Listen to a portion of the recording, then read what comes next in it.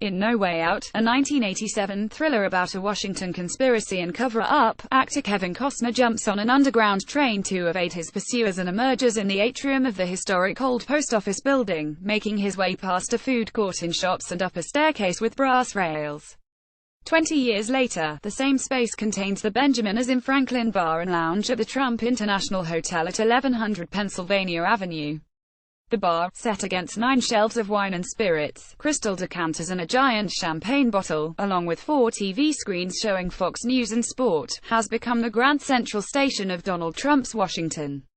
While establishment conservatives stick to more traditional, less flashy hotels and restaurants in the capital, the bar, where a cocktail of Belvedere rye, Chopin potato, ELYX winter wheat vodka, raw oysters and caviar costs $100 unabashedly displays the new faces, new dress codes and new approach to politics.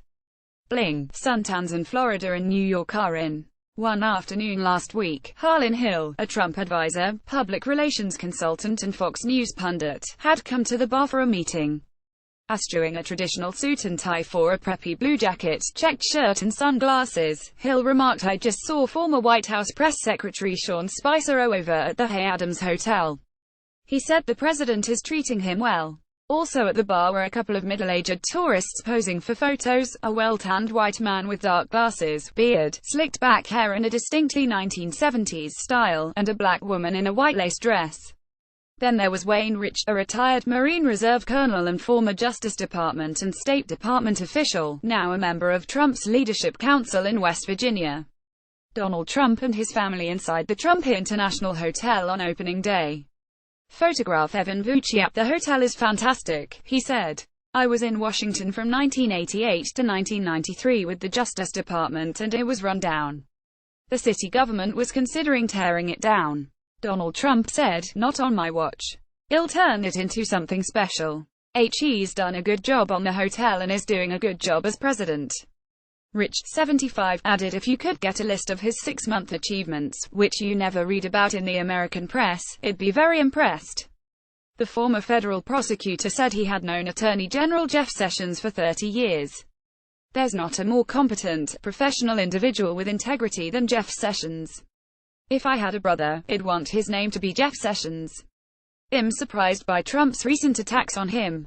"I believe it's because the president hasn't fully been given the facts. Instead, diplomats, lobbyists and conservative groups pour in, finding it the next best thing to the White House." Rich made his way through the adjoining lounge beneath steel arches, Swarovski chandeliers and a high-glass ceiling, past luxurious sofas, gold-framed velvet chairs and a mix of tourists, families and besuited denizens of Trump world. 3 middle-aged men sat at one table, 2 burly with beards, the other wearing shorts. A couple, the man wearing a blue suit and Trumpian red tie, sat at another table having a meal. The sound of a cocktail shaker behind the bar punctuated the insistent beat of music. A glass lift whooshed up towards the clock tower, which offers one of the best panoramic views of the city. That morning, just ousted communications director Anthony Scaramucci was spotted in the front lobby. In the afternoon, Trump lawyer Jay Sekulow, a fixture on conservative talk radio and now a familiar face on TV, met a small group of men and headed up to the BLT Prime restaurant for lunch. J.J. Caffero, 63, a shopping mall developer, was standing near the hotel front desk smoking a Davidoff cigar. "Donald Trump is fighting a lot of wars on a lot of fronts," he said.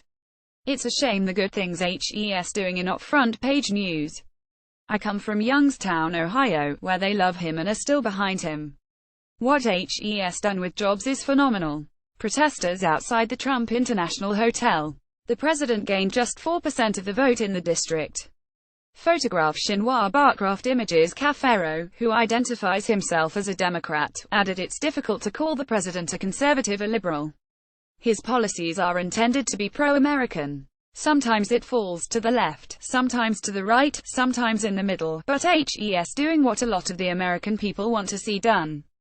The 263-room hotel, which includes the spa by Ivanka Trump, has become an island of red surrounded by deep blue Washington, where the property billionaire gained just 4% of the vote against Hillary Clinton's 91%.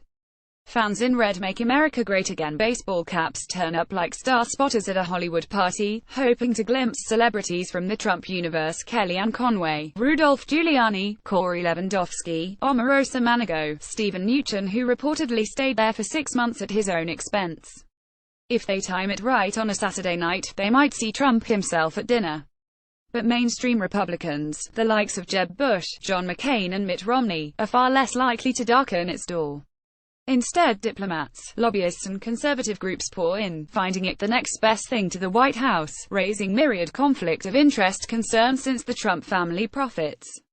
Kuwait held its National Day celebration here in February. The Turkish Business Council and American-Turkish Council held a conference in May. Romanian President Klaus Iohannis and his wife were spotting eating croissants in the lounge in June. About 300 Republican donors attended a fundraiser, raising about $10 million for Trump's next election campaign. In July,